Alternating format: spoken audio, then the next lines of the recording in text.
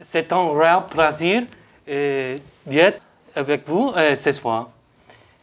Je suis le directeur de l'Institut Acton à Rome. Quand je ne travaille pas à l'Institut, je suis un père laïque, dévoué pour toi, beau-fils, et le mari d'une belle Italienne de Genova. Belle Italienne.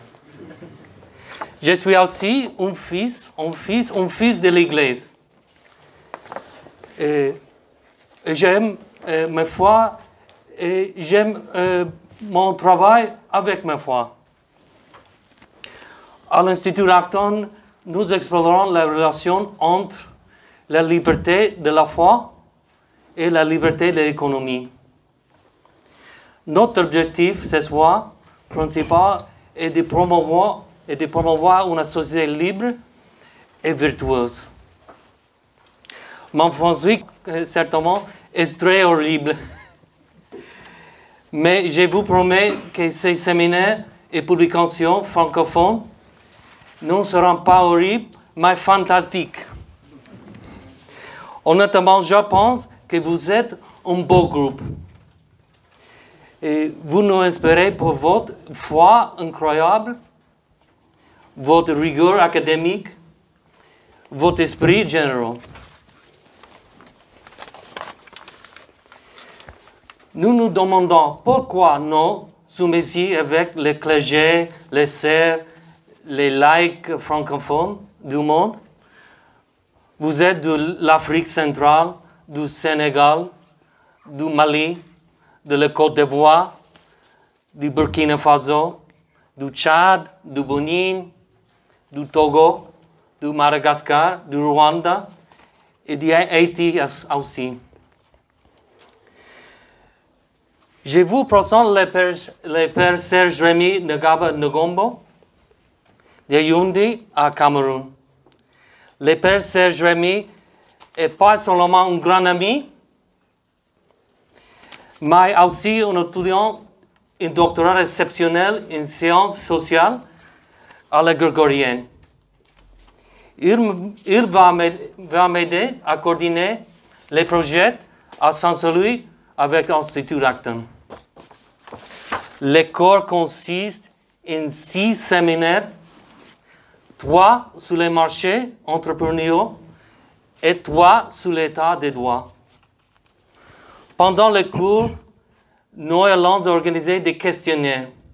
Les étudiants sont invités à publier 6 articles. Le père Antoine Bouddha publiera un livre original. L'Institut Acton s'engage à publier 6 articles aussi, traduits, et autres livres. Nous offrirons les bourses d'étudier Jacques Maritain et nous annoncerons les gagnants dans un semaine. J'invite le père Serge Rémy à prendre la parole et à présenter le professeur Samuel Gregg et le professeur Antoine Bouddha. Merci et bonne note.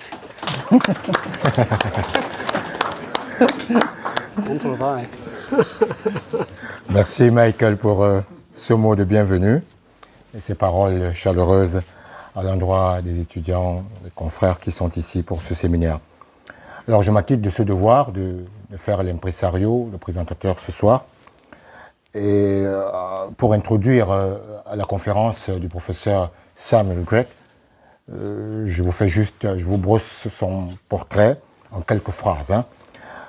Alors, le professeur Samuel Gregg, c'est celui que vous voyez assis juste à ma droite.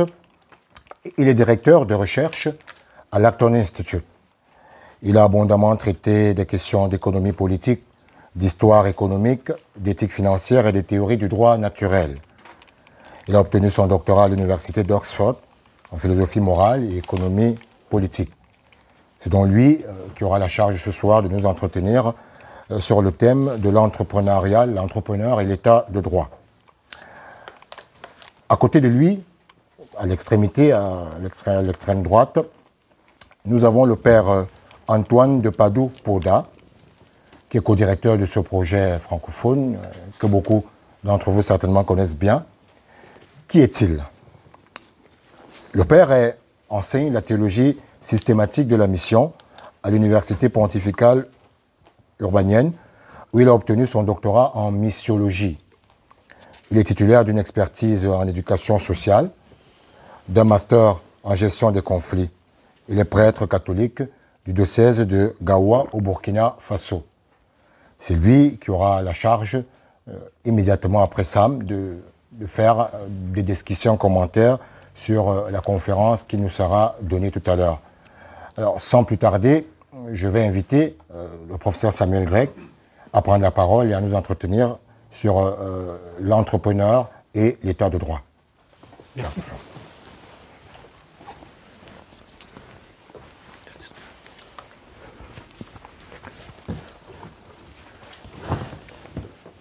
Merci, mon père. Je vous en prie. Microphone più alto. Merci. Ça va? Ah bon, excellent. Merci, mon père. Merci de me passer la parole. Chers étudiants, chers collaborateurs, chers participants à cette session de lancement de notre programme. Je suis heureux d'être ici avec vous ce soir.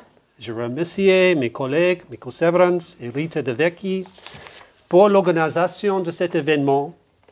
Je remercie également l'Institut français Centre Saint-Louis pour le co-sponsoring de cet événement. Je suis heureux non seulement d'être à nouveau ici à Rome, mais aussi de m'adresser à vous aujourd'hui en français. Car comme m'a dit un évêque français il y a plusieurs années, le français, c'est la langue qui sera parlée au ciel. C'est ma première blague en français en public. Mon français n'étant pas parfait, je vous prierai de m'excuser mes éventuelles erreurs de prononciation. Ce séminaire est le premier de 6 séminaires que l'Institut d'Acton effectuera ici au Centre Saint-Louis pour des personnes qui vivent dans le pays francophone, qui étudient et travaillent ici à Rome. Nous reconnaissons bien sûr que le peuple du monde francophone, que ce soit en Afrique, en Europe, en Asie du Sud-Est, au Moyen-Orient ou dans certaines parties des Amériques, sont souvent confrontés à des réalités et des défis différents. Mais la thématique abordée dans ces séminaires, notamment l'entrepreneuriat, le marché et l'état de droit, relève des pratiques et d'institutions nécessaires à tous les habitants de ces régions du monde. Cela est particulièrement vrai dans un monde qui a été dramatiquement affecté par la pandémie de COVID-19, à part les réponses du gouvernement à ladite pandémie. Par suite de cette pandémie, nous avons été témoins de nombreuses souffrances à travers le monde. Le monde des affaires et la vie économique ont été affectés. Les entrepreneurs ont éprouvé de grandes difficultés à créer de nouvelles entreprises ou à maintenir celles qui existaient déjà. De nombreuses entreprises ont ainsi fermé et rouvriront pas. Les échanges commerciaux ont été gravement perturbés tant au niveau national qu'international. Dans certains cas, l'état de droit a été compromis et même affaibli dans les pays où il était déjà pourtant très faible ou inexistant. C'est là une mauvaise nouvelle. Nous savons également que la reprise économique dépendra de l'arrivée de nouveaux entrepreneurs sur le marché ainsi que la reprise des échanges commerciaux. Mais la réussite des entrepreneurs et le libre-échange dépendent de la nature de l'état de droit. Son état de droit, le marché libre devient un marché noir. Son état de droit, les entrepreneurs n'auront pas la certitude de pouvoir conserver les bénéfices de la prise de risque et de leur investissement en capital. En effet, en l'absence d'état de droit, il y a le risque que bon nombre de personnes douées de sens et de compétences entrepreneuriales quittent tout simplement le pays et cherchent des opportunités ailleurs. Ils peuvent aussi décider d'investir leur capacité entrepreneuriale dans le champ politique, au lieu de créer de nouvelles richesses elles s'efforceront d'en extraire chez d'autres personnes. La bonne nouvelle, c'est qu'en temps de crise, il est possible que des opportunités émergent. Cela pose des questions importantes sur la façon que nous pouvons créer de nouvelles conditions qui contribuent à encourager l'entrepreneur, le développement véritable de libre marché et le fondement moral et juridique nécessaire à l'établissement de l'état de droit. Plusieurs de ces questions seront discutées et développées dans les prochains séminaires qui manqueront les échanges ici au Centre Saint-Louis. Parmi les titres de ces séminaires, citons « Éducation à l'entrepreneuriat dans la nation francophone »,« Construire l'état de droit dans la nation francophone »,« Comment l'esprit d'entreprise et l'état de droit contribuent à créer une véritable solidarité »,« Religion, État et société civile, former des sphères de subsidiarité », et enfin, l'état de droit dans la tradition catholique et musulmane. Mon objectif aujourd'hui est de fournir une base à ces discussions en définissant ce que nous attendons par entrepreneur et par état de droit. Certains diront peut-être, mais nous savons sûrement ce que sont ces activités et institutions. La difficulté est que nous utilisons souvent les mêmes mots pour décrire des activités et des institutions différentes. Prenons par exemple le cas de l'entrepreneur. Beaucoup pensent que l'entrepreneur, c'est le chef d'entreprise. Pourtant, être entrepreneur, ce n'est pas toujours la même chose que d'être chef d'entreprise. Une observation similaire peut être faite à propos de l'état de droit. Aujourd'hui, le mot démocratie et l'expression état de droit sont utilisés de manière interchangeable. Mais l'état de droit, ce n'est pas la même chose que la démocratie. L'état de droit s'intéresse à la raison et à la justice, alors que la démocratie, c'est une méthode de gouvernement, d'organisation et de régulation du pouvoir politique. Il arrive même des cas où les exigences de l'état de droit entrent en conflit avec les préférences exprimées par une majorité de personnes par le biais de méthodes démocratiques.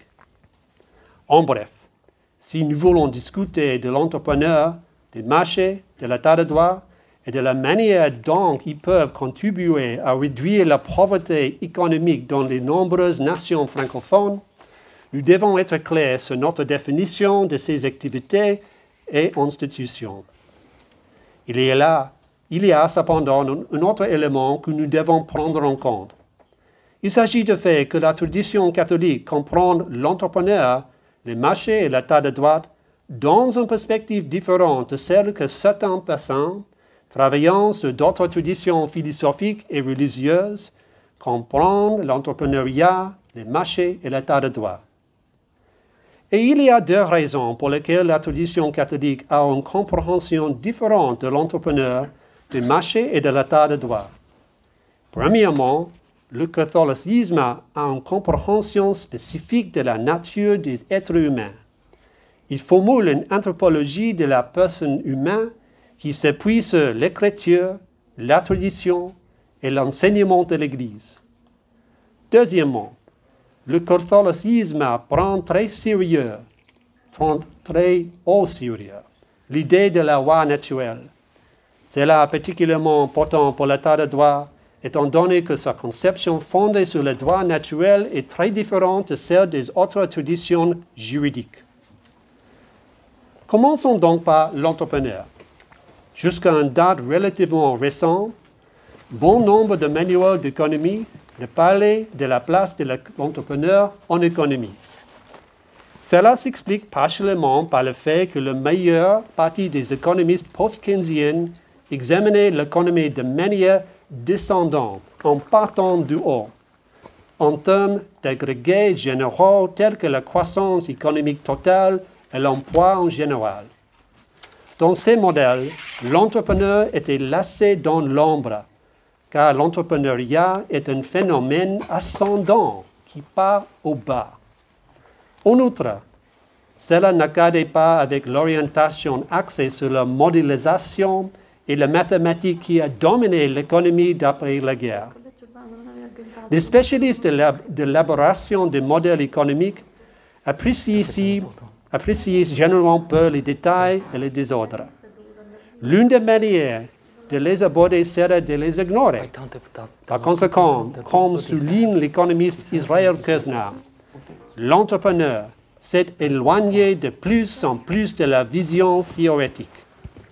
La plupart des recherches menées sur l'entrepreneuriat au cours de ces décennies ont été faites en marge de la profession économique avec des penseurs comme Kirzner ou dans les écoles de commerce.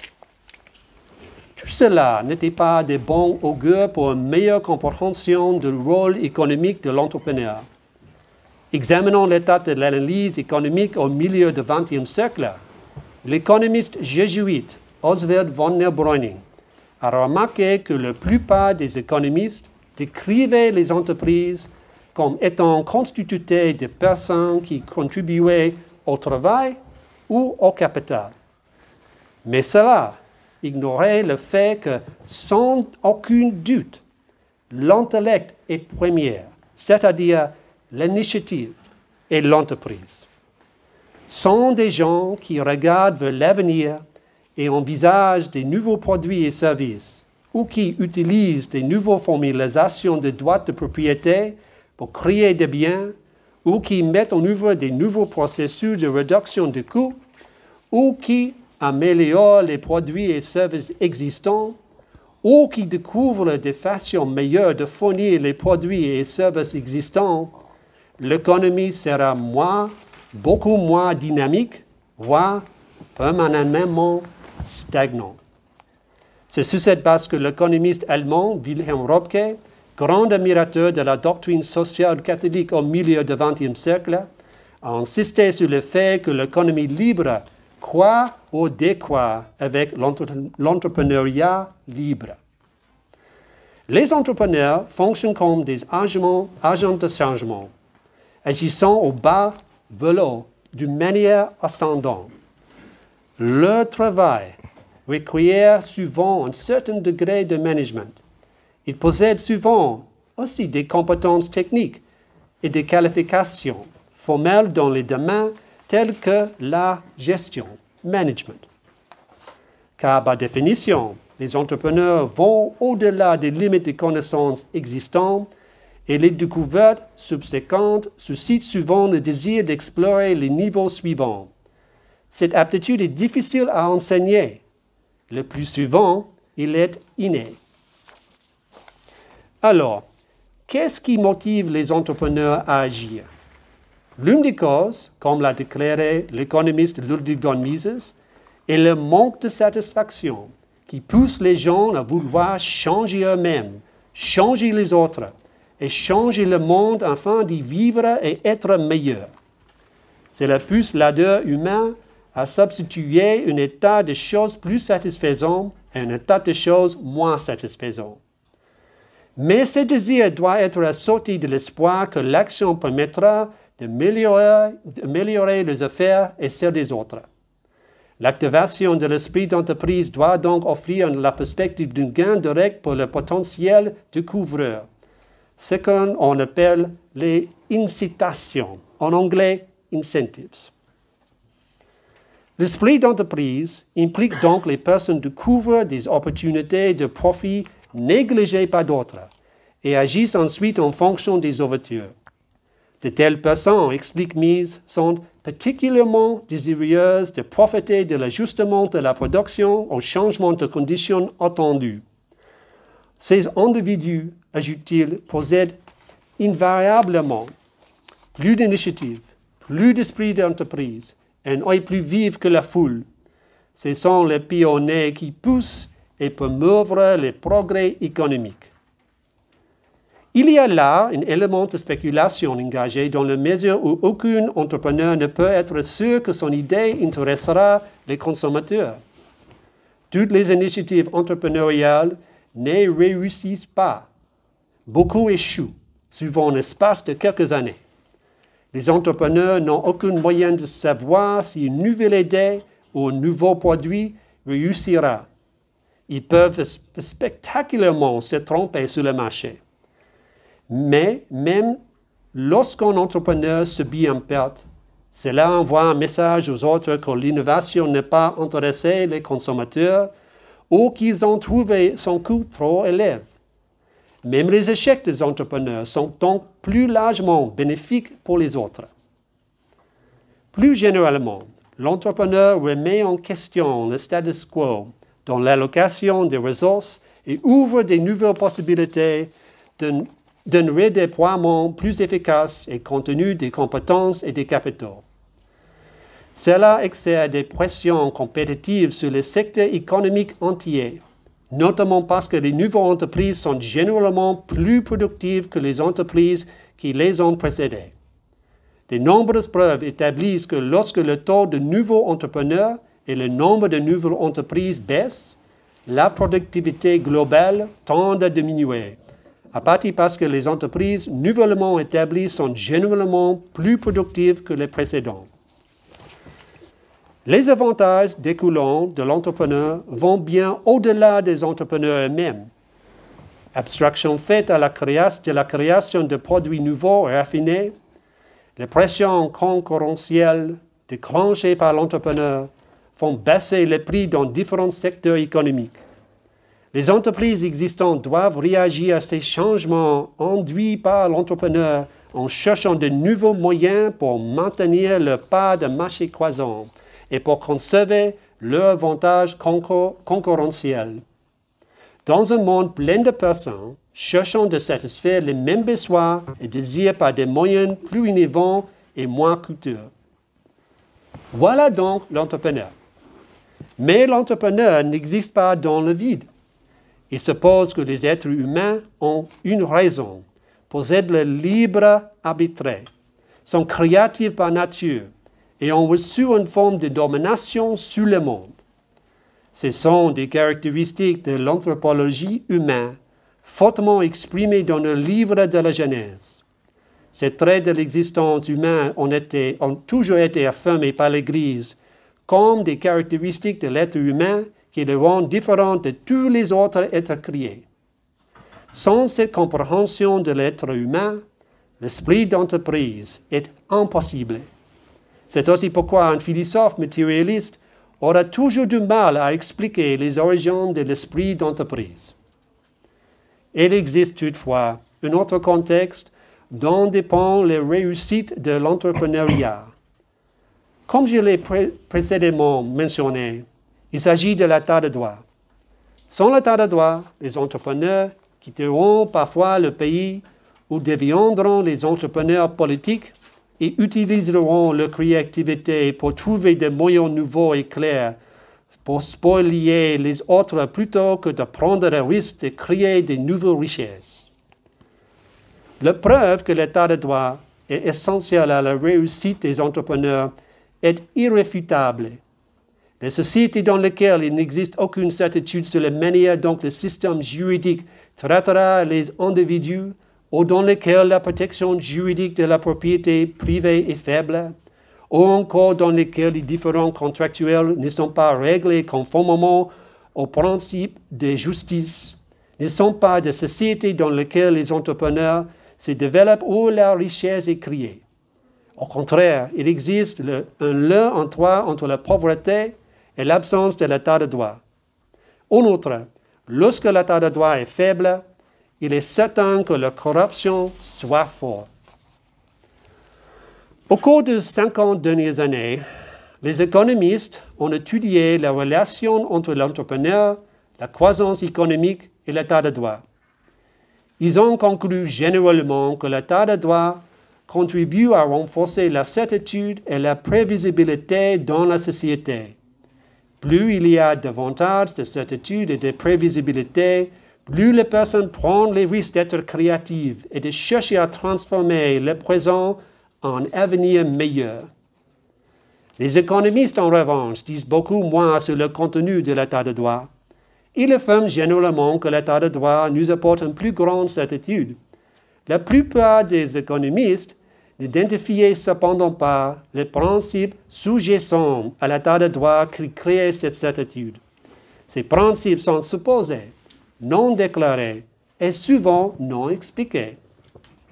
L'état de droit, cependant, ne s'agit pas de néant. En outre, il dépend également d'une certaine compréhension de la nature des êtres humains et de ce qui les différencie des êtres animaux. C'est logique, on voit la compréhension que Thomas d'Aquin fait de la nature de l'état de droit. Thomas d'Aquin affirme que la règle de droit n'est pas la règle des hommes. Par état de droit, Thomas d'Aquin ne veut pas dire que les personnes chargées d'administrer la loi se contentent de toujours maintenir les règles établies. L'état de droit, pour Thomas d'Aquin, consiste à agir selon la raison et non selon nos passions ou de manière arbitraire.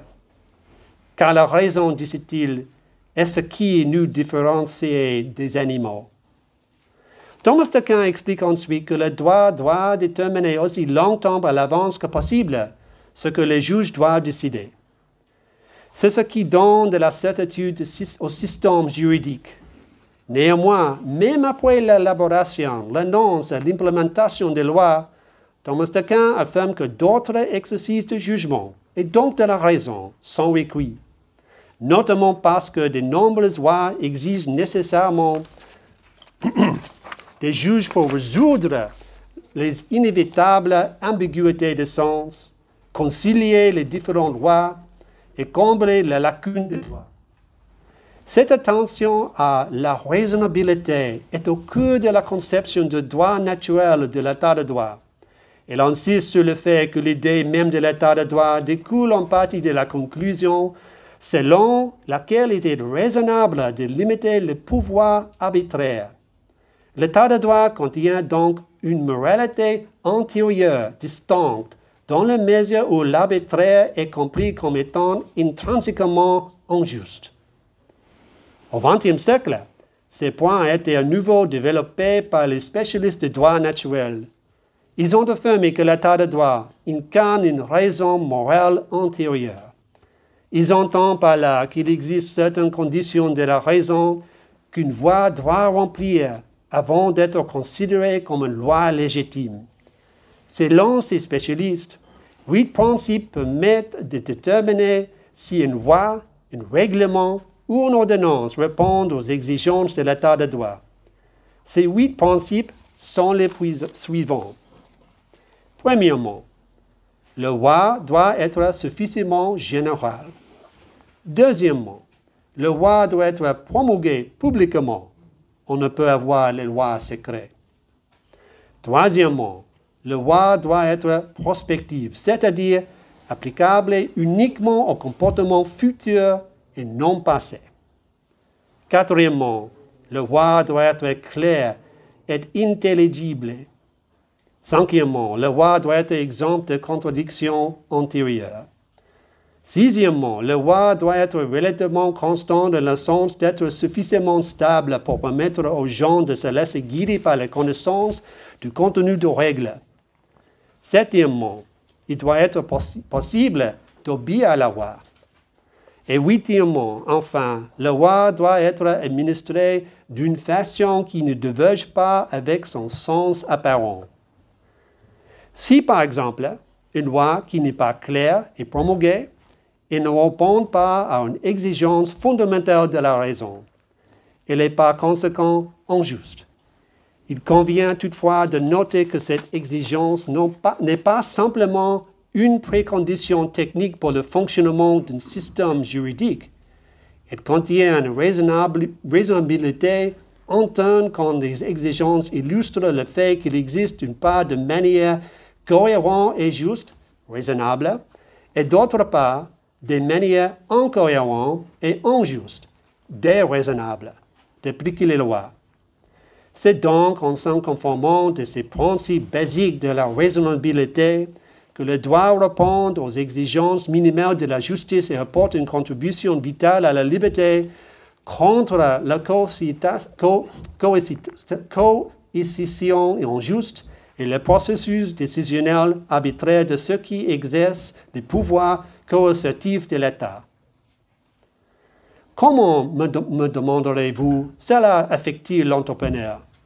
Pour comprendre comment les 8 critères définissent l'état de droit, affectent l'entrepreneur, je veux que vous imaginez une société dans laquelle le roi ne serait pas général et se concentrerait plutôt sur les parties très spécifiques de la société, ou dans laquelle le roi serait fait à notre insu, ou dans laquelle le roi serait constamment appliqué pour criminaliser les actions qui se sont produites dans le passé, ou dans lequel le roi ne serait pas clair et intelligible, ou dans lequel le roi serait plein de contradictions internes, ou dans lequel le roi serait tellement modifié que l'on ne pourrait plus voir de cohérence dans le temps, ou dans lequel il serait tout simplement impossible d'obéir au roi, ou dans lequel il y aura des différences majeures entre ce que dit le roi et la manière dont il serait appliqué par les juges. Lorsque nous réfléchissons à chacun de ces problèmes, on se rend compte de 2 choses. Le premier est que bon nombre de systèmes juridiques de sociétés dans lesquels nous vivons posent effectivement plusieurs de ces problèmes. Bien sûr, il n'y a pas d'utopie dans ce monde. Nous savons que les êtres humains ont des défauts et que c'est une erreur d'essayer de développer des sociétés qui incarnent des attentes utopiques.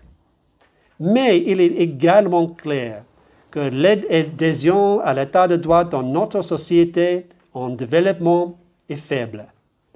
Cela ne signifie pas que l'état de droit est parfait dans les nations économiquement développées. Il ne l'est pas. Mais l'état de droit a tendance à être plus fort.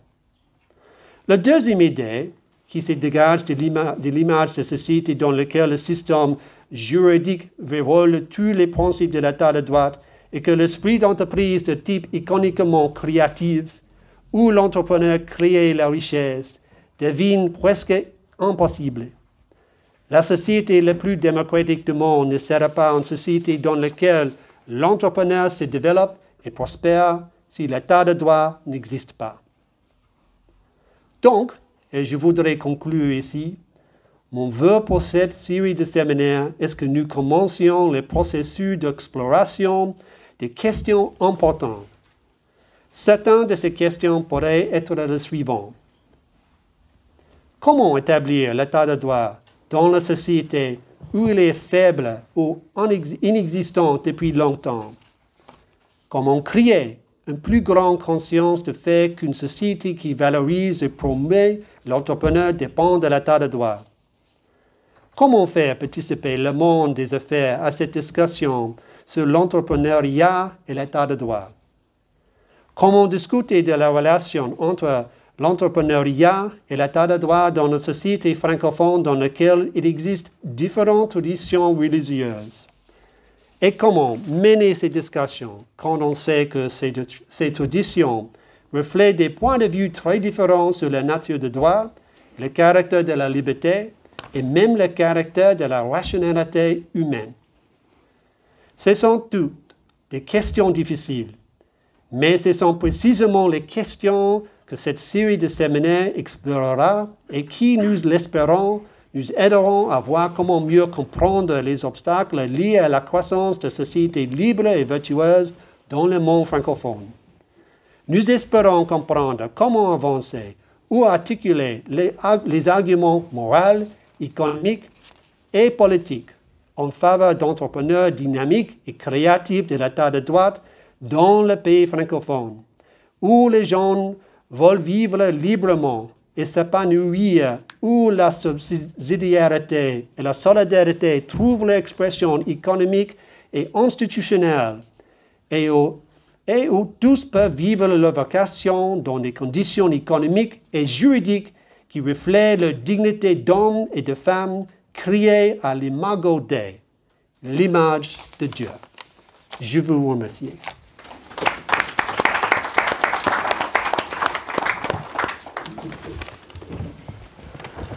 Alors, nous remercions sincèrement le professeur Samuel Grec pour cette leçon magistrale, saisissante, sur la problématique du rapport entre l'état de droit et l'entrepreneuriat.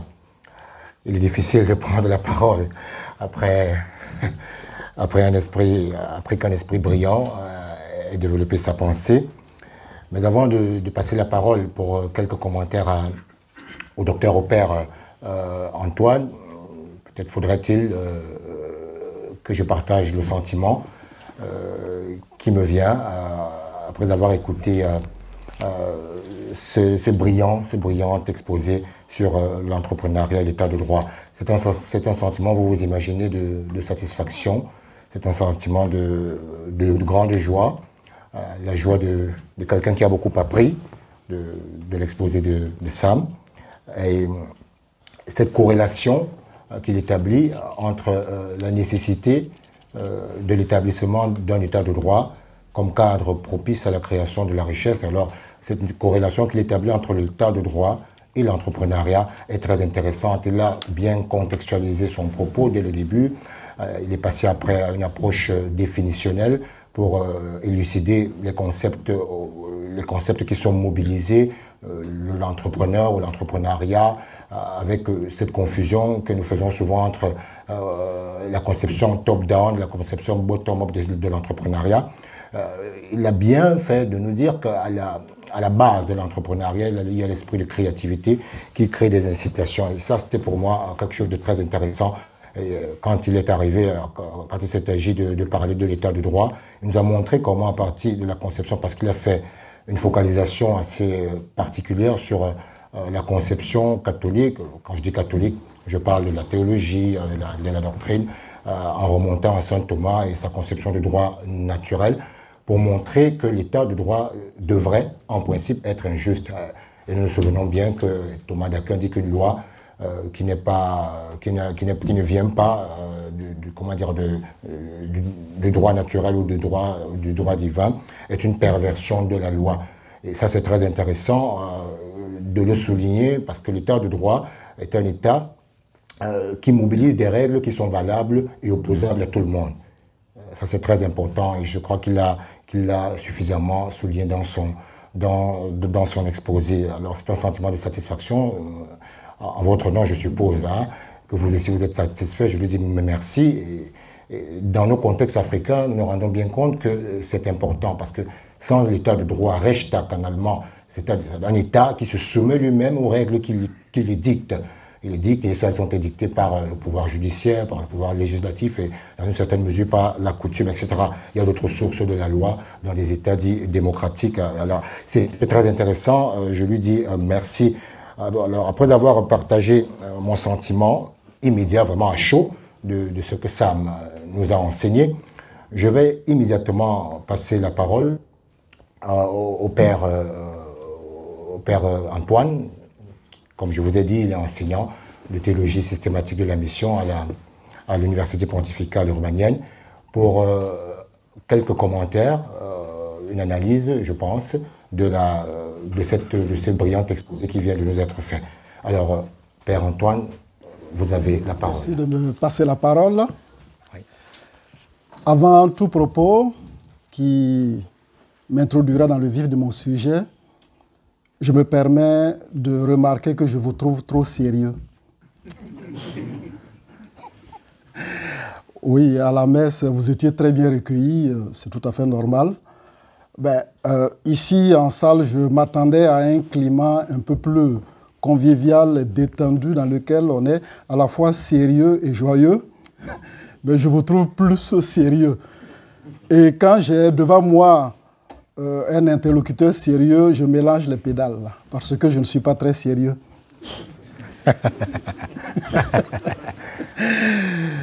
Ok. Néanmoins, pour essayer de me décomplexer, je commence par féliciter Sam, que j'ai eu l'honneur de croiser depuis 2013 à Grand Rapids. Et c'est un qui m'a toujours impressionné par son art oratoire. Et quand on se préparait à monter sur la tribune, il m'a dit, ah oui, là, ça fait quand même un certain nombre d'années que je n'ai pas tenu une conférence à un public francophone. Et donc, c'était une belle épreuve. Et je crois qu'il Il a réussi son examen, si je ne me trompe pas. Voilà.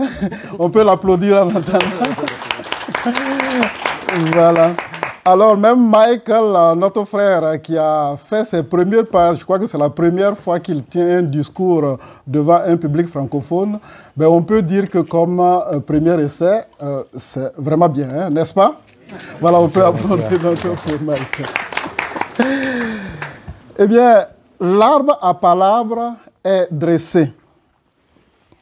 Et comme les civilités africaines nous le prescrivent, je voudrais, à l'entame de mon propos, souhaiter la bienvenue à toutes et à tous à ce rendez-vous d'intelligence collective.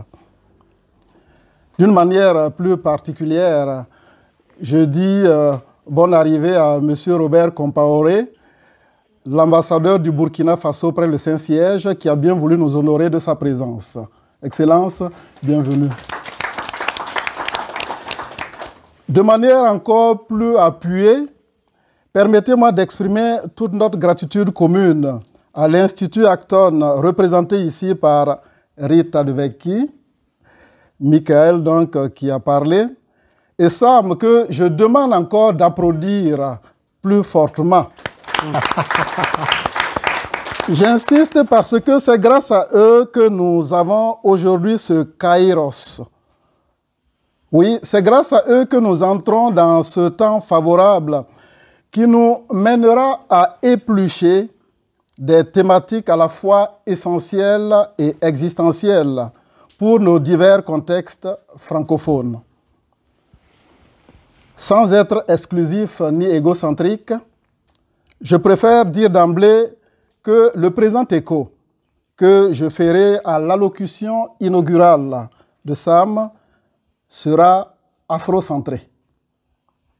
Oui, je ne suis ni afro-pessimiste, ni afro-optimiste, mais en tant que panafricaniste et afro-réaliste, je peux affirmer, au risque de me tromper, que l'état des lieux révèle que les États francophones africains sont dans tous leurs États.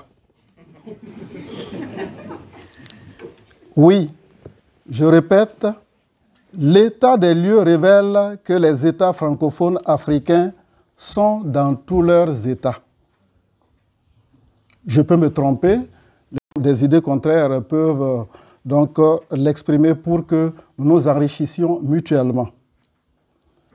Dans son intervention qui a planté le décor et défini en quelque sorte la feuille de route du programme que nous enclenchons aujourd'hui, Samuel Grec a démontré que le trinôme entrepreneuriat, marché et état de droit sont connexes.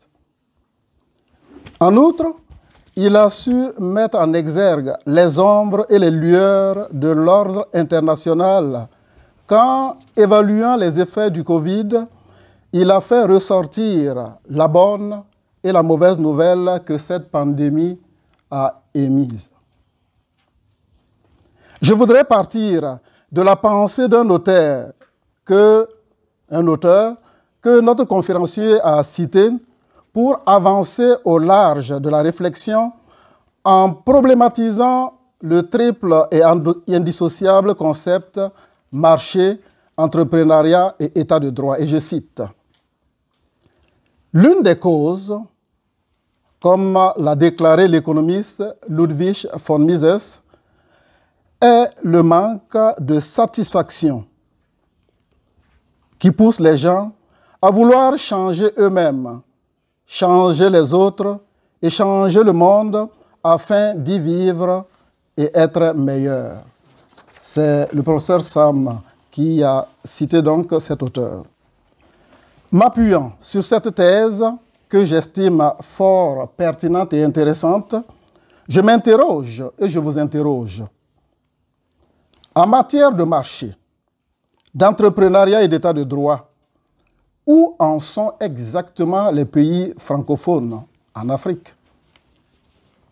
Qu'est-ce qui fonctionne et qu'est-ce qui dysfonctionne? Qu'est-ce qui plombe nos élans et fait écran à nos aspirations?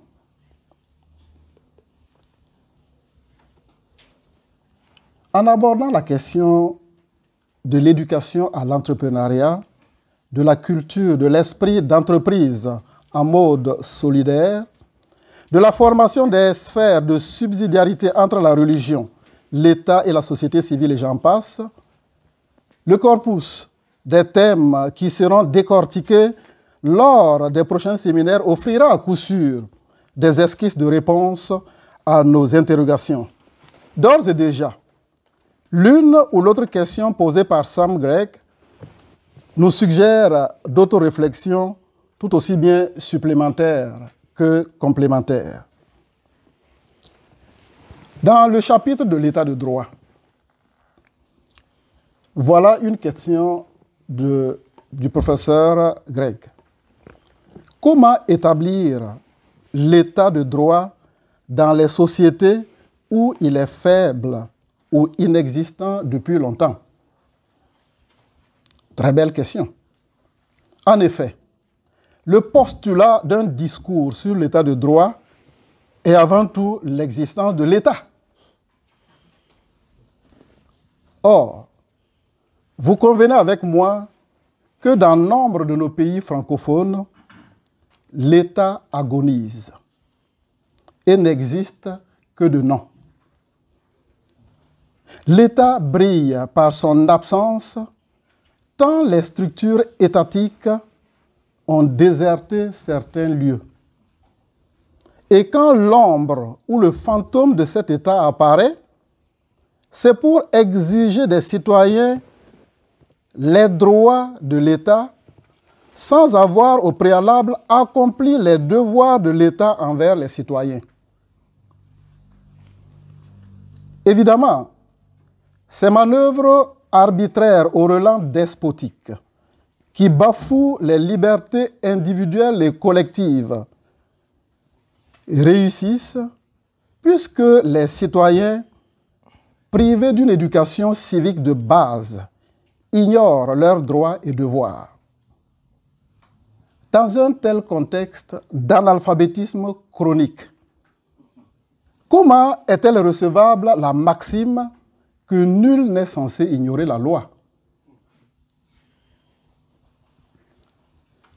À quoi serviraient les 8 principes que Sam a émis, les 8 principes qui permettent de déterminer si une loi, un règlement ou une ordonnance répond aux exigences de l'état de droit quand la loi est méconnue?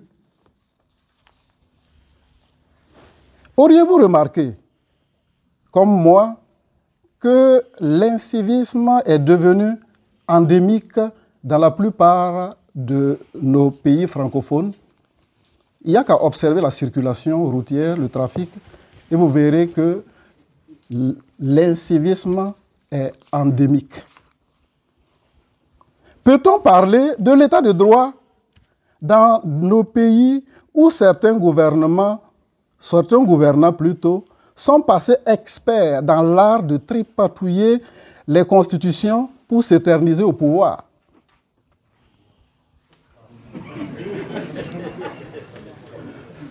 Peut-on accéder aussi à la magistrature suprême par un hold-up électoral ou un push militaire et prétendre aussitôt incarner l'état de droit? Et puis, peut-on poser les fondements d'un état de droit qui n'aille pas de pair avec l'État-nation? Je veux dire, une patrie où les peuples se reconnaissent unis et partagent donc une reconnaissance réciproque. Une autre provocation de Sam Gregg qui nous sert de transition pour aborder la question de l'entrepreneuriat est la suivante. Comment créer une plus grande conscience du fait qu'une société qui valorise et promeut l'entrepreneur dépend de l'état de droit? C'est une question du professeur Gregg. L'entrepreneuriat qui comprend les grandes, moyennes et petites entreprises renvoie aussitôt à l'idée d'une boîte, excusez-moi le terme, qui génère de l'argent et de l'emploi. Mais en même temps, elle a cette connotation d'inventivité, d'ingéniosité, d'initiative onéreuse, certes, mais productive. Et le professeur grec est explicite là-dessus quand il affirme: les entrepreneurs fonctionnent comme des agents de changement agissant du bas vers le haut, de manière donc ascendante. Et l'esprit d'entreprise repose bien davantage sur des idées soudaines, la créativité et l'imagination souvent appuyées par des connaissances tacites. Fin de citation. Pour le profane que je suis en la matière, j'ai toujours cru que l'entrepreneuriat reposait exclusivement sur des ressources matérielles et financières consistantes. Je me rends compte, après l'avoir écouté, que ma conception est erronée, car si effectivement c'était le cas, l'entrepreneuriat serait la chasse gardée d'une élite oligarchique. Et du coup, celui qui est économiquement pauvre peut-il être entrepreneur?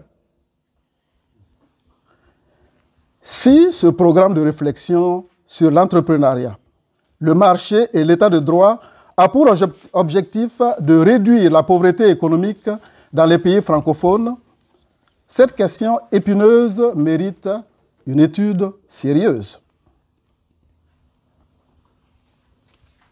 Tenez, prenez deux jeunes Africains, l'un d'un pays francophone, l'autre d'un pays anglophone, donnez à chacun 655 francs CFA, 1 euro, à rentabiliser. L'évangile des talents risque de se rééditer. Et vous savez pourquoi vous réagissez? Je parie avec vous que celui qui s'en sortirait le mieux sera le jeune anglophone. Parce qu'il aura libéré son génie créateur, comme disait Thomas Sankara, en conjuguant idée et pragmatisme. Évidemment, loin d'être péremptoire, cette hypothèse que j'estime ouverte et discutable me permet d'affirmer que la racine de la pauvreté se trouve plus dans la carence d'idées que dans le manque des ressources. Et quand les idées y sont, le courage d'entreprendre et de mettre en œuvre nous fait souvent défaut, car vous convenez avec moi, le paradoxe de nos pays francophones, c'est d'être pauvres alors qu'ils regorgent d'immenses richesses inexploitées ou mal gérées. Peut-on gager que les prochaines réflexions nous feront entrer dans cette culture de l'entrepreneuriat qui active en nous le sens de l'inventivité et de la perspicacité dans nos initiatives de développement? Dans son allocution, Sam Gregg a parlé du marché, de l'entrepreneuriat et de l'état de droit à l'ère du Covid. C'est effectivement une pandémie, le Covid, parce que cette maladie touche le monde entier. En ajout, je voudrais évoquer une endémie qui caractérise les pays francophones, une endémie autre que cette pandémie. Il s'agit d'un vrai business, d'une grosse entreprise, les conflits armés. La guerre, qui paradoxalement crée de sales et basses besognes. La guerre, l'entreprise de la guerre, qui promet le marché des armes et le trafic des stupéfiants. Oui, l'industrie de la guerre est l'une des équations à la fois complexes, transversales et récurrentes dans les pays francophones. Le Covid vient en, je ne sais pas en quelle position dans nos pays de l'Afrique francophone. Au risque de me tromper, je crois que dans la cartographie des conflits armés, le monde francophone est tristement bien loti. Si vous n'en êtes pas convaincu, de l'Afrique septentrionale jusqu'à sa partie occidentale, en passant par l'Afrique centrale, Haïti, le Liban, les tendances agonistiques et les forces antagonistes y sont extrêmement actives.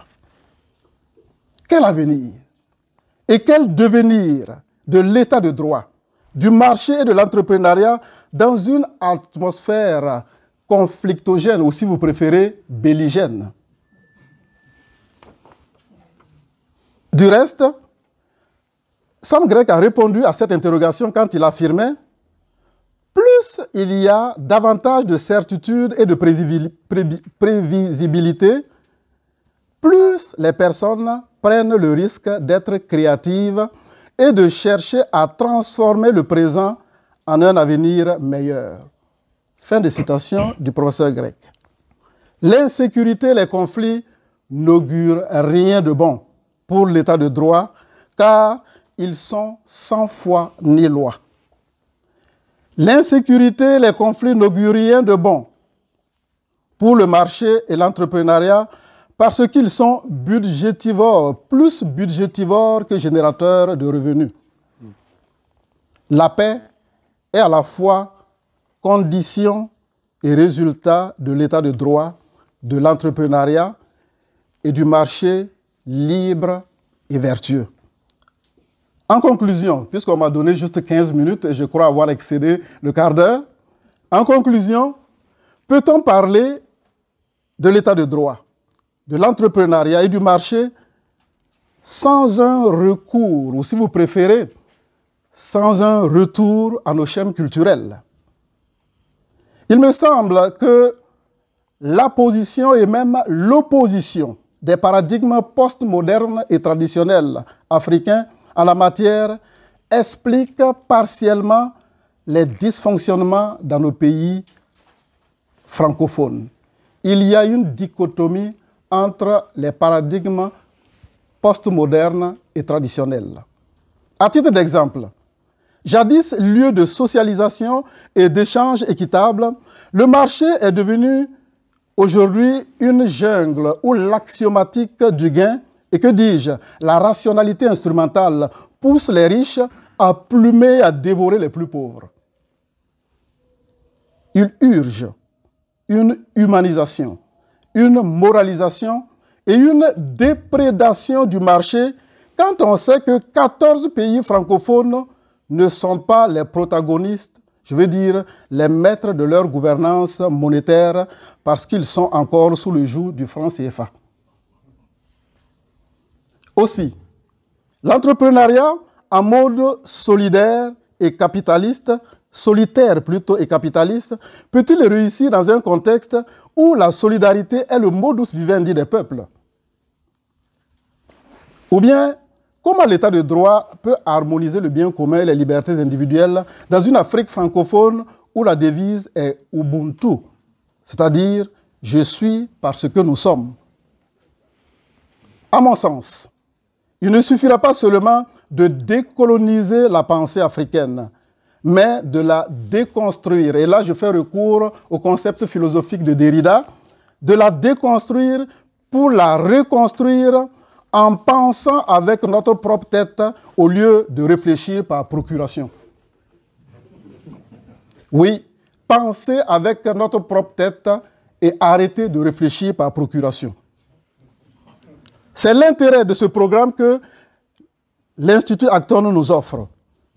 Le paradigme du don, le tiers paradigme, celui de la relationnalité promu par Alain Caillé, en ballottage avec l'individualisme méthodologique de l'homo economicus et du holisme normatif, pourrait nous aider parce que le tiers paradigme promeut l'obligation de liberté entre l'État et l'entrepreneur dans une dynamique d'interdépendance aussi bien vertueuse que fructueuse.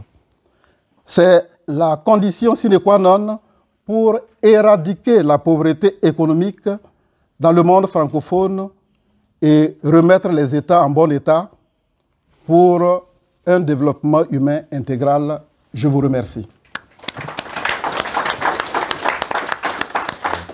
ton commentaire qui initie justement cette conversation intelligente et, on va dire, critique de l'exposé de Sam.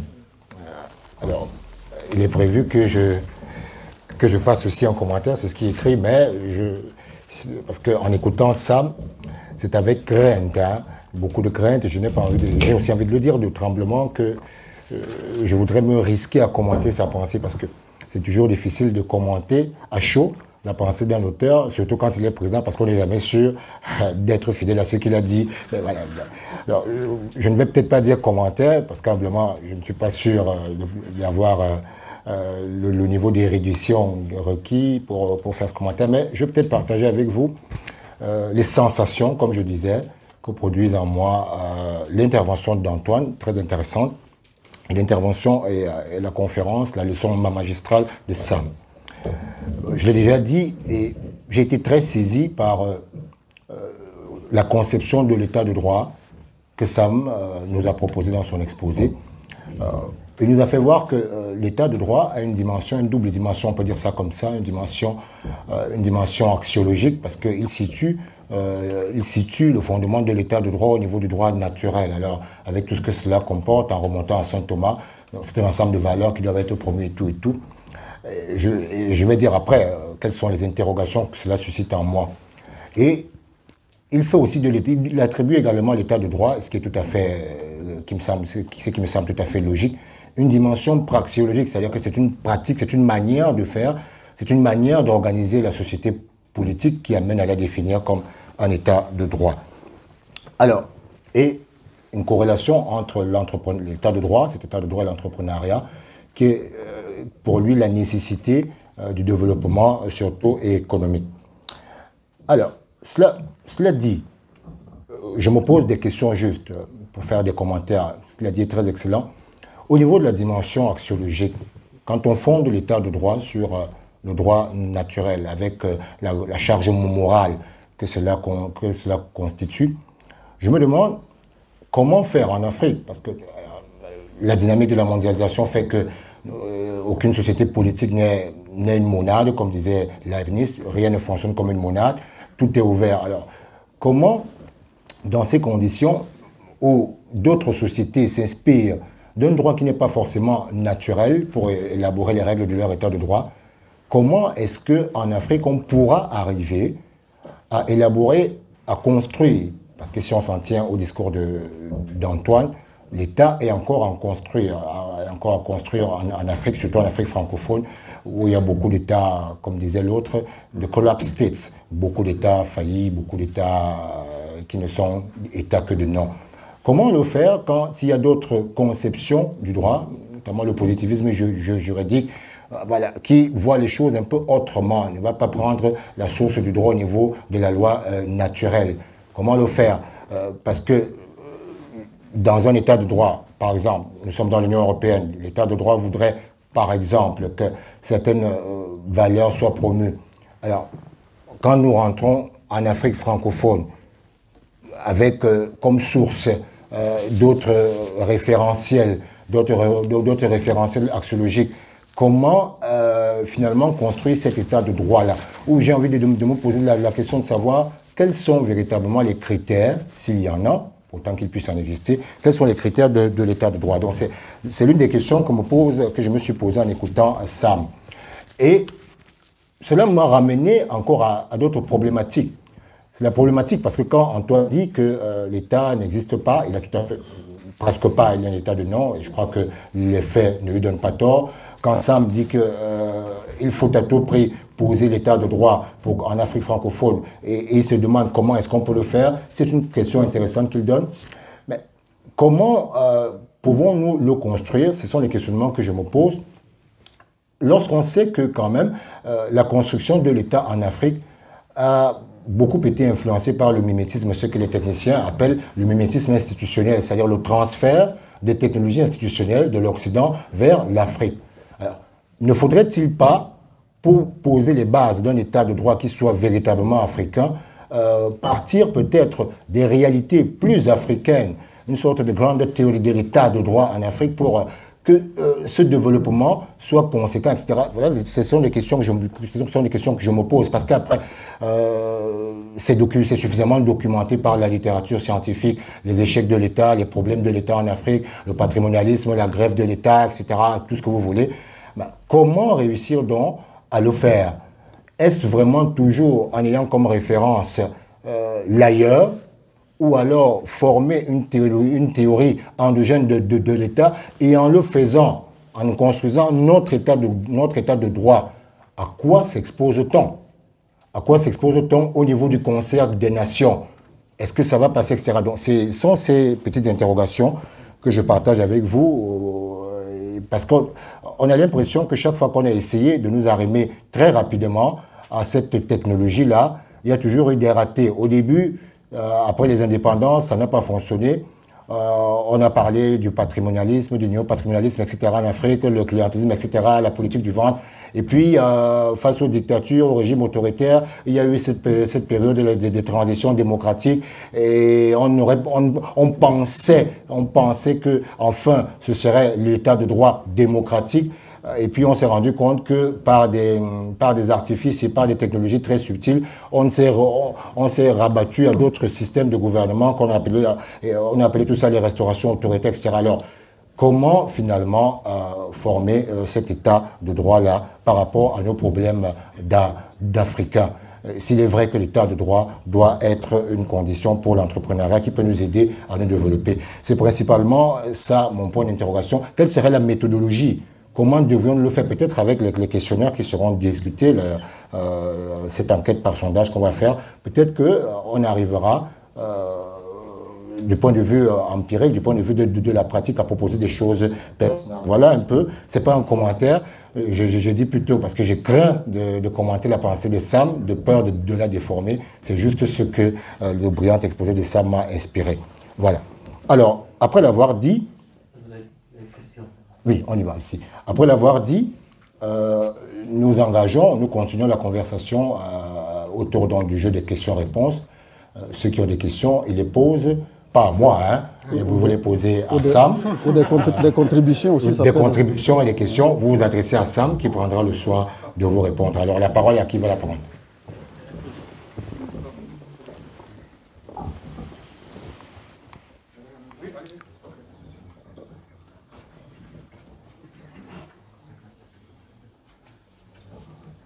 Je remercie donc les organisateurs de ce séminaire.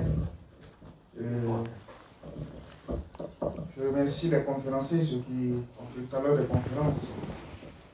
Merci pour ces brillants exposés qui nous ont aidés, nous ont éclairés. Et je crois que quand on parle du retard de l'Afrique, de la pauvreté en Afrique, on trouve toujours des spécialistes pour faire un diagnostic de ce qui ne va pas. Et ce qui fait que l'Afrique est en retard. Et ce qu'il faudra faire. L'Afrique n'est pas en retard par manque de spécialistes qui savent ce qu'il faut faire pour que ça marche. Alors, nous avons fait, me référant surtout à l'exposé du père, un très bel diagnostic de ce qu'il devrait être fait, ou de ce qu'il devait être pour que ça aille mieux. Comme vous l'avez si bien dit, les États africains,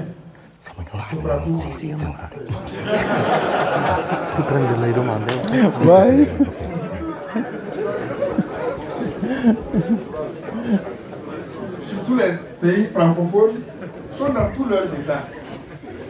Alors mon père, heureusement vous êtes prêtre. Après ce diagnostic, que pensez-vous que, quand l'auditoire ici, si je ne me trompe, c'est les prêtres et religieuses, s'il y a des laïcs qui m'excusent, que pensez-vous que l'Église en Afrique puisse faire de manière concrète pour aider donc à baliser le terrain, à poser les balises donc, de cette reconstruction que vous avez proposée? Ou quelle doit être la part de l'Église? Parce que nous sommes ici, on nous est informé. Quand nous retournerons, nous n'avons que peut-être Lambon le dimanche. Mais après, concrètement, Qu'est-ce que l'Église peut faire? Surtout dans ce contexte de pays francophone que nous connaissons, où quelquefois la voix même de l'Église n'est pas écoutée. Je prends l'exemple simplement de la crise Covid. Comment elle se gère et se vit dans la plupart des pays francophones, c'est triste. Qu'est-ce qu'on peut faire concrètement? Que pensez-vous? Heureusement, vous êtes un grand frère et un prêtre. Quelle peut être la contribution concrète de l'Église en Afrique pour donc, pallier ou bien comme contribution à cette déconstruction, reconstruction qui doit être donc, la base d'un avenir meilleur, n'est-ce pas, pour l'Afrique? Je vous remercie. D'accord, nous prenons une deuxième question. Le père enregistre la question qu'il lui a posée. Oui. D'accord. Une deuxième? Je ne sais pas si ma question est tellement une question ou une contribution, mais enfin, vous y trouverez. En fait, j'ai beaucoup apprécié l'intervention des conférenciers et je voudrais lui dire merci. Merci vraiment. Et de même aussi, j'ai apprécié le commentaire du grand frère Antoine et aussi la coordination, le jeu de coordination aussi du coordinateur, du modérateur. Je voudrais revenir un peu sur l'importance même du thème, qui est assez intéressant parce qu'on nous parle d'entrepreneuriat et de primauté de l'état de droit. Déjà, le conférencier, il a fait une petite distinction qui est très intéressante en définissant la spécificité de l'état de droit par rapport à la notion des gouvernements démocratiques et autres. Et je voudrais que ça ne nous quitte pas. Parce qu'il est parti dans une vision très naturelle et très authentique, originelle même de l'état de droit. C'est-à-dire le rapport à la raison et à la justice comme bien commun. Et ce rapport à la raison et à la justice nous permet d'aller dans le sens de la primauté et le développement de ce rapport à la raison et à la justice nous aide à nous élever dans notre conception de l'entrepreneuriat. Moi aussi, au début, quand on parlait d'entrepreneuriat, je pensais à l'argent, à l'économie. Qui parle d'économie dans nos pays d'Afrique dit à comment faire pour se remplir le ventre. Donc, à une vision très personnelle, très individualiste de l'action. C'est-à-dire, comment faire pour que moi, demain, je puisse avoir de l'argent pour me prendre en charge, moi. Voici un peu la vision de l'entrepreneuriat que nous avions, que moi j'avais en tout cas. Et le fait d'être recadré dans le sens de la primauté de l'état de droit, c'est-à-dire dans le sens de la justice et la raison, qui sont des biens communs et qui promeuvent en fait le développement de l'homme intégral. À long terme, ça m'incite à réfléchir un peu à une vision plus collective du bien commun. Pour moi, l'état de droit, c'est un peu permettre aux uns aux autres de comprendre que le bien, mon bien à moi, se trouve dans le bien de tout le monde. Et si mon bien à moi se trouve dans le bien de tout le monde, c'est un bien qui dure, qui perdure dans le temps.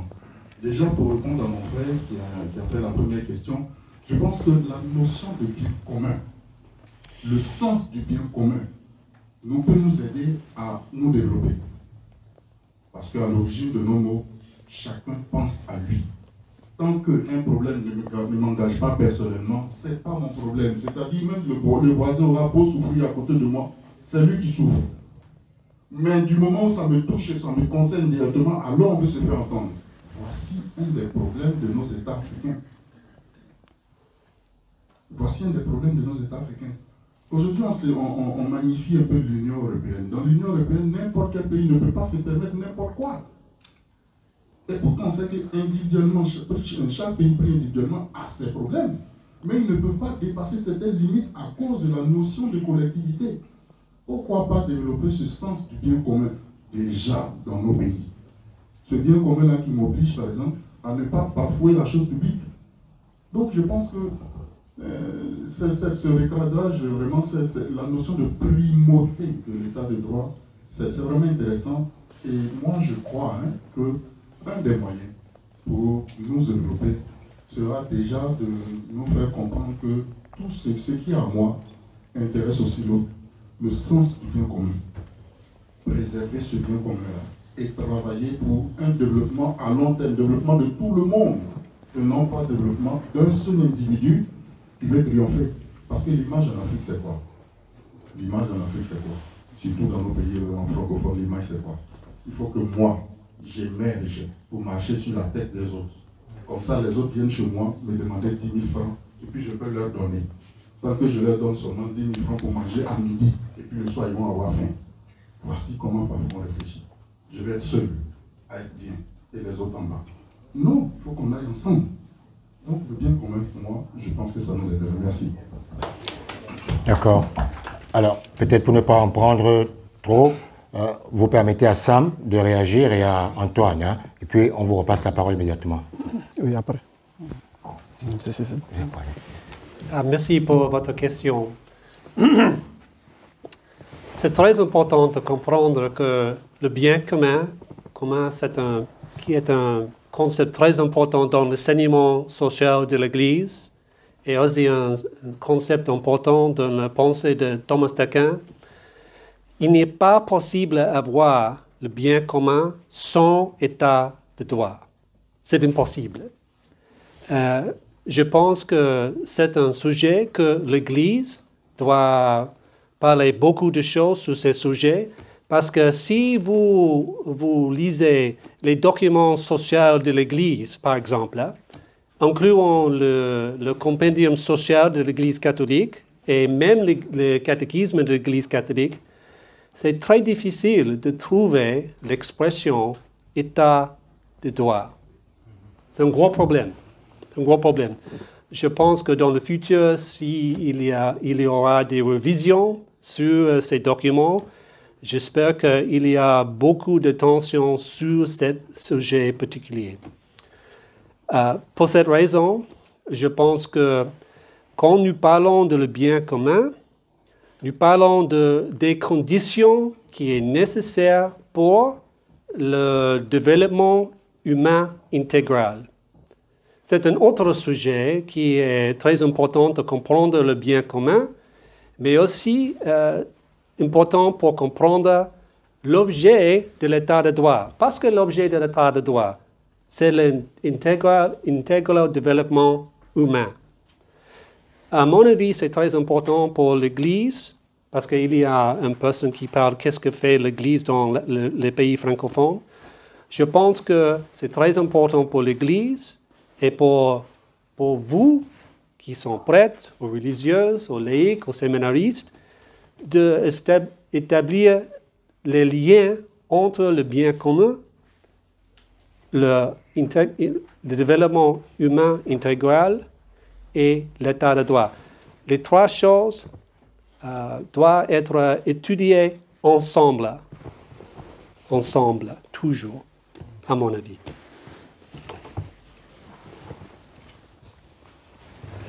Une question sur l'apport de l'Église. Oui, je remercie le professeur Bosso qui, dans sa contribution, a plus ou moins répondu partiellement à la question posée par le frère. Voilà, et je crois que Sam aussi, voilà, dans sa réponse, a fourni quelques éléments de réponse. Évidemment, qu'est-ce que l'Église peut faire? Bon, je crois savoir que nous sommes déjà à pied d'œuvre sur le terrain. Hein. Voilà, et ce n'est pas seulement lors des prêches, voilà, la messe, mais il y a l'Église a retroussé les manches et est très active à travers donc, des œuvres non seulement caritatives, mais de développement, voilà, dans beaucoup de pays. Et je crois que si souvent on est attaqué, l'Église est attaquée, ce n'est pas parce qu'elle ne fait rien, mais c'est justement parce qu'elle exige que les choses soient faites correctement, dans le respect donc du bien commun, dans le respect des vertus et dans le respect de la personne humaine, et non seulement viser l'intérêt personnel égoïste, bon, et à tout prix. Voilà, je crois que c'est ça le problème. Quand l'Église est aux abois, c'est en général parce que, bon, ben, elle empêche les prédateurs de voler.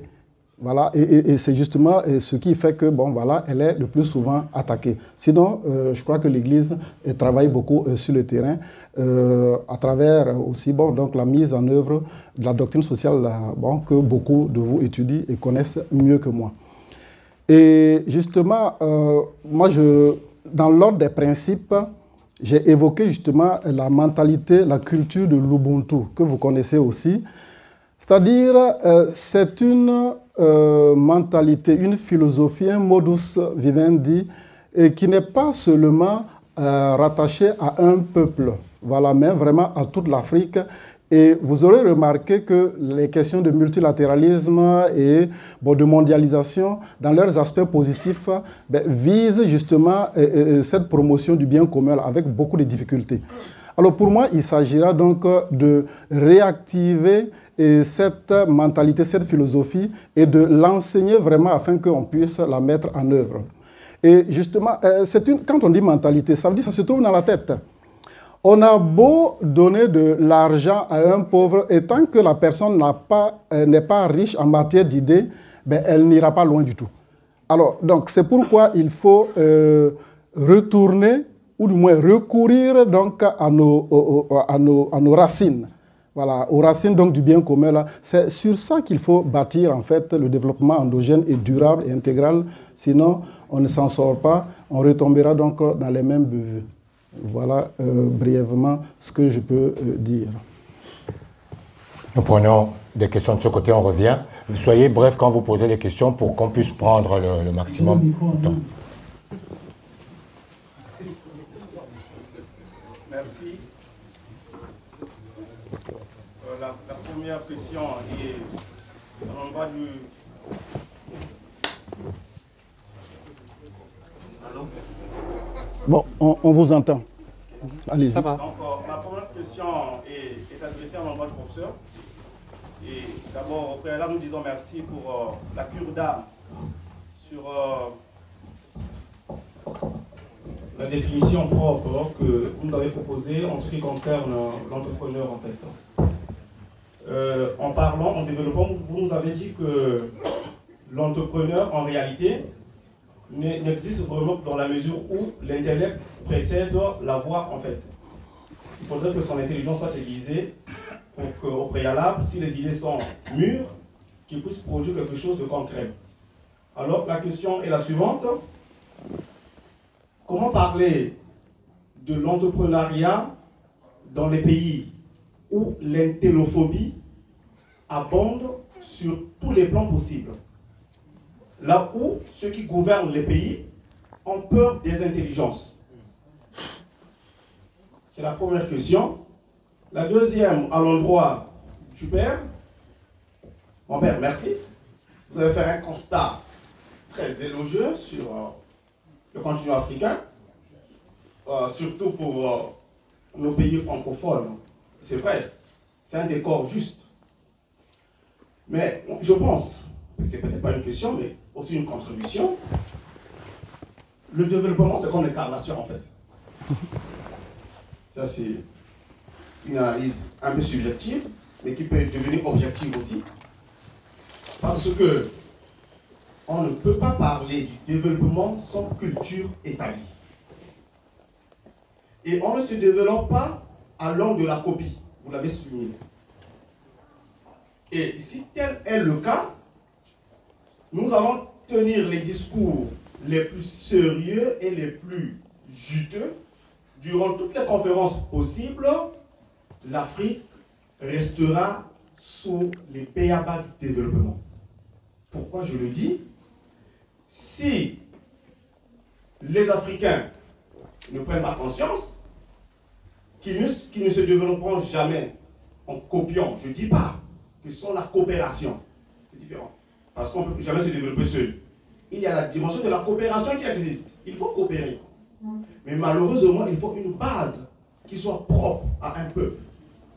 Mais alors, là arrive ma question, comment développer l'Afrique dans la mesure où, à ce continent, on a rempli toutes les possibilités, je dis bien toutes les possibilités, pour qu'il puisse refuser sa propre culture au bénéfice des cultures des autres. C'est ça le grand problème. Et c'est ça ma question. Tant que nous, en Afrique, on pense que pour avoir de l'argent, il faut travailler dans le bureau. Moi, je prends le cas de mon pays, le Congo-Brazzaville. Pour se excuser, ce que je vais dire, ce n'est pas parce que vous êtes en cravate ou en veste. Mais chez nous, au Congo-Brazzaville, on pense que le patron, celui qui a l'argent, celui qui porte la veste et la cravate. Et vous le savez en Afrique. Si bien que nous sommes contents, lorsqu'on dit nous sommes les plus grands sapeurs d'Afrique, on est content. Et on ne s'habille pas en raffia, en habit traditionnel, on préfère aller acheter des habits très chers en France. Là où on part finir tout l'argent en France. Les chaussures Jean-Marc Weston à 1 million, 5 millions, tu arrives au pays, tu es le plus grand sapeur et tu es content, tu applaudis. Ça me fait mal, je ne suis pas pessimiste ni excessif, mais j'ai comme l'impression que l'Africain n'a pas son âme. L'Africain est un cadavre en fait. Excusez-moi, je ne suis pas excessif. L'Africain n'a pas son âme. Comment est-ce qu'on peut vivre sans âme? Que les Africains retrouvent leur âme et l'Afrique se développera. Merci beaucoup. D'accord, une deuxième question avant que Sam et Antoine répondent. La dame, après vous, la dame n'est pas là. Pensons aux dames, on vous revient. J'aimerais poser une question au professeur Antoine. Vous avez dit une chose très intéressante. La pauvreté, c'est des plus dans la carence d'idées. Et ma question est la suivante. Comment voulez-vous qu'il y ait plus d'idées si auparavant il y a eu des gens avec des idées qui n'ont jamais vu le jour? Et ma réflexion personnelle est que, personnellement, je ne pense pas qu'il y ait une carence d'idées, disons, en Afrique, surtout l'Afrique francophone. Mais bien au contraire, c'est le manque de volonté de la part du gouvernement, d'où même l'essence du terme état de droit. C'est un peu ça ma question. Je ne sais pas si ça a été très clair.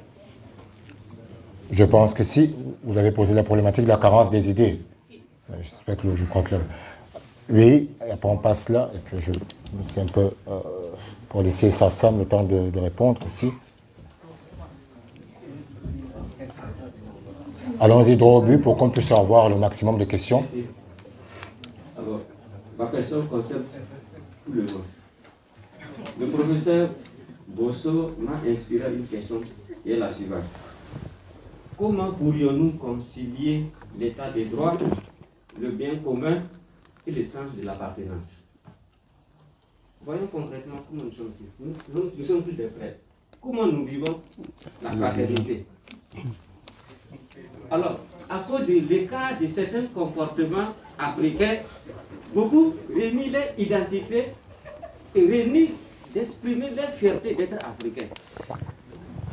Prenez les exemples dans le collège.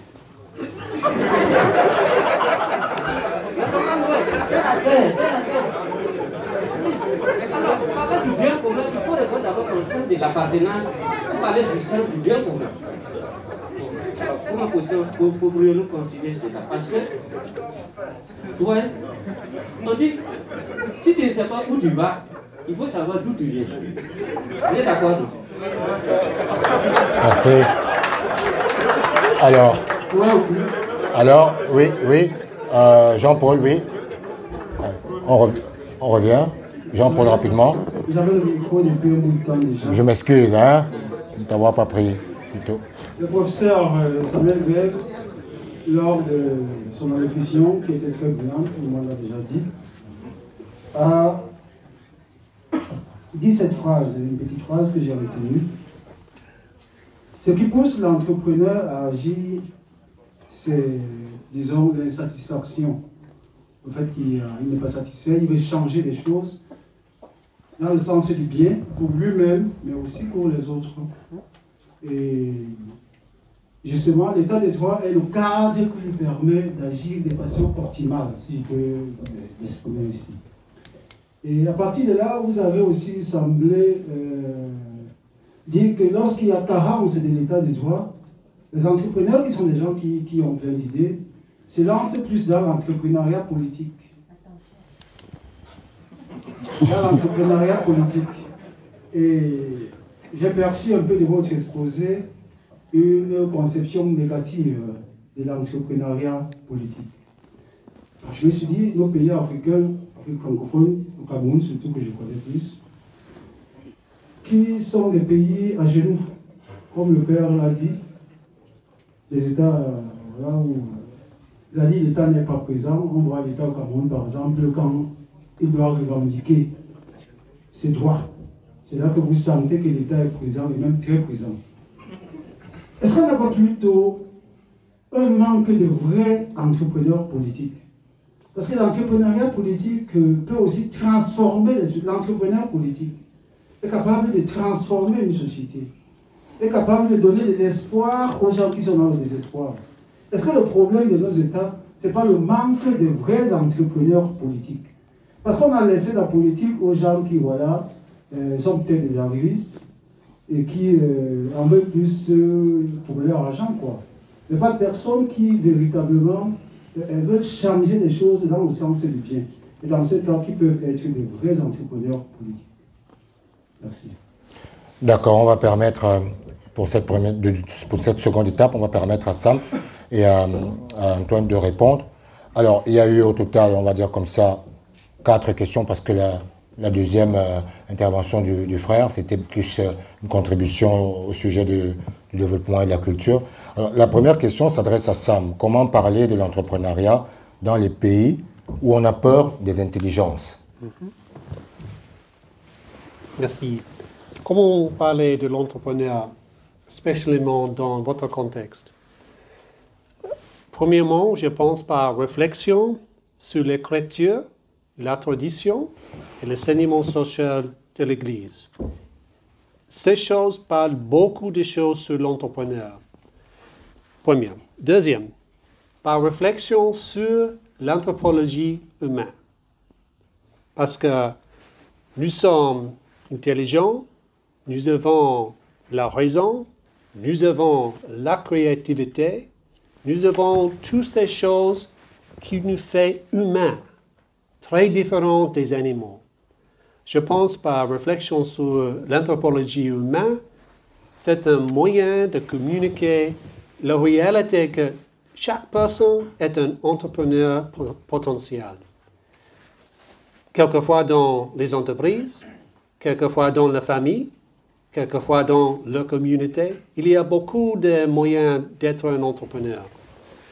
Dans ce sens, je pense que c'est très important de signifier que dans une communauté, il y a beaucoup de personnes qui ont ces cadeaux, ces habiletés d'entrepreneur, et de regarder eux-mêmes, et se réfléchir sur eux-mêmes, de voir qu'ils ont les capacités d'entrepreneur.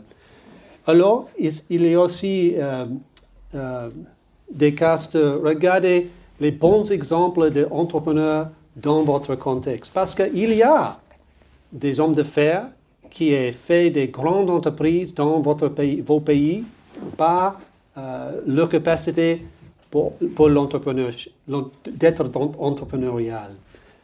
C'est pour ça que je pense que c'est pas facile, mais il y a des points de réflexion, de voir cette grande capacité d'être créatif dans l'économie tous les jours, dans les contextes quelquefois différents.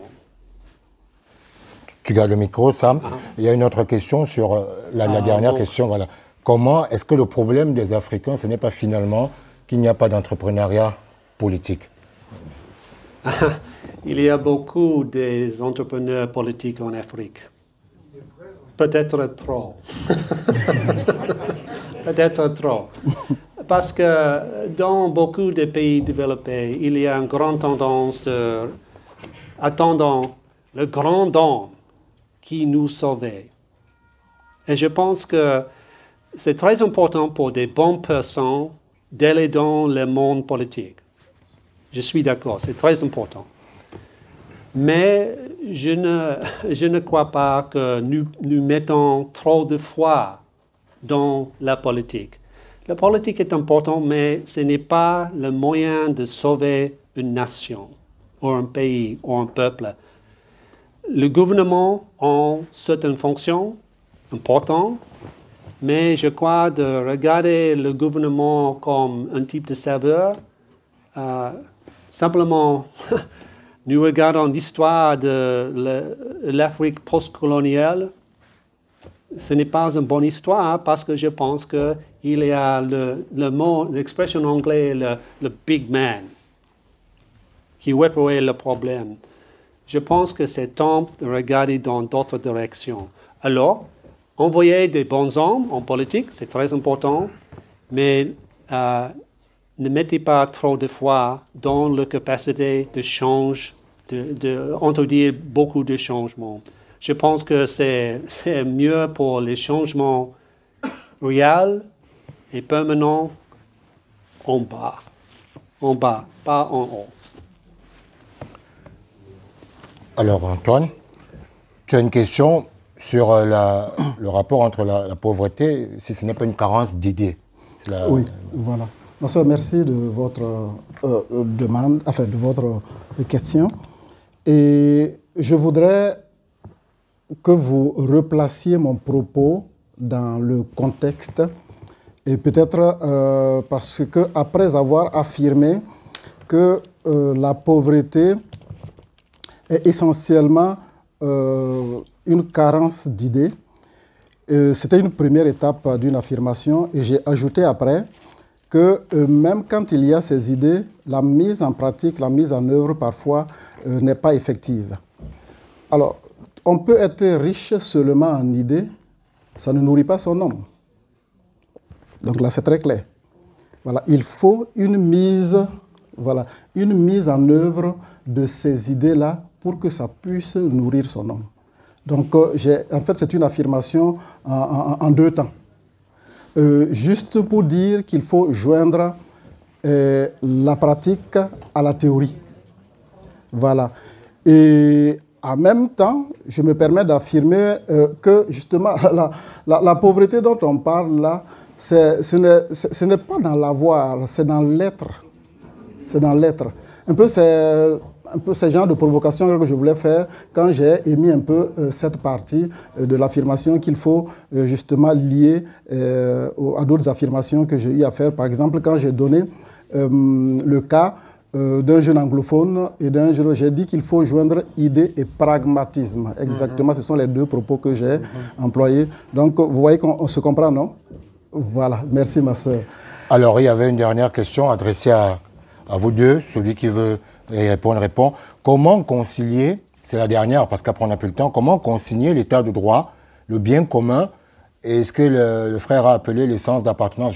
Je suppose qu'il voulait parler de l'identité africaine. Voilà, oui. Avant cela, la question sur la culture, j'ai aimé le concept de l'incarnation, qui est justement un concept théologique qui, si on prend vraiment dans sa traduction littérale là, est bien adapté. Bon, en tant qu'apprenti théologien, je n'ai pas voulu trop vite porter un peu ce concept-là dans le domaine du développement, mais c'est exactement ce que vous avez dit.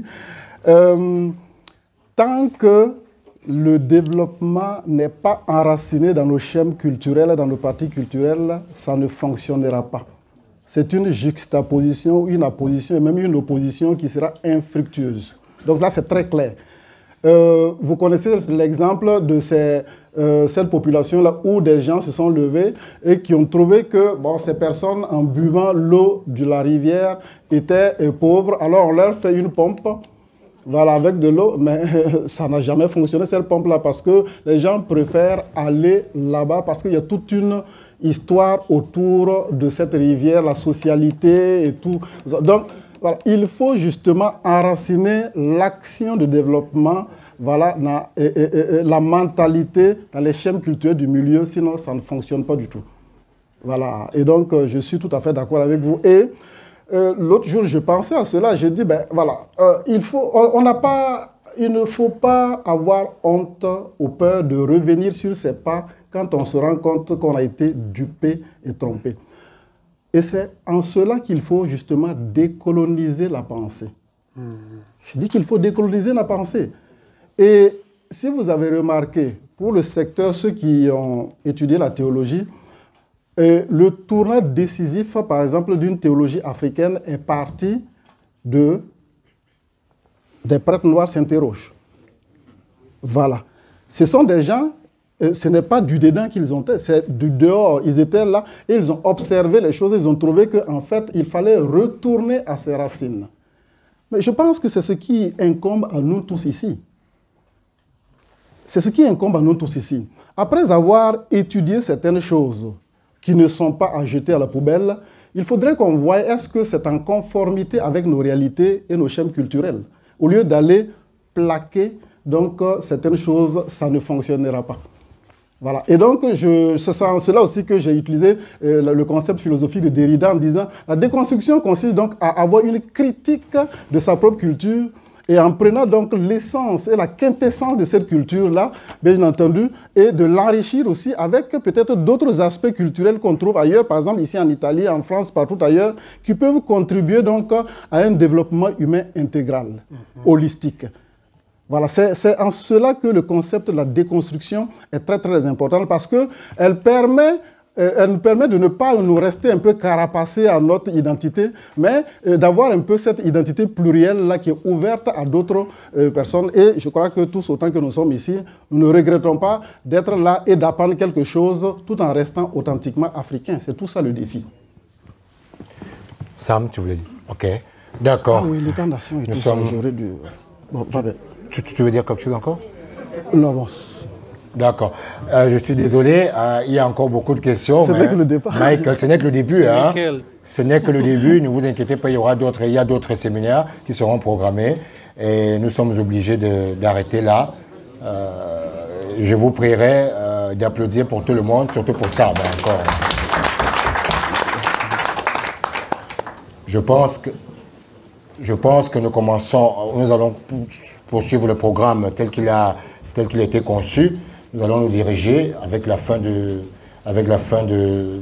cette conférence. Nous nous dirigeons vers le restaurant L'Eau Vive, hein, Coquerita. Ouais. Excusez-moi, merci beaucoup pour la participation. Et maintenant, nous allons au restaurant L'Eau Vive. Il est à Via Monterone. Merci pour la modération. Ceux qui n'ont pas réservé ne peuvent pas participer parce que le nombre de places est limité. Merci. Ton texte était... Oh. Non.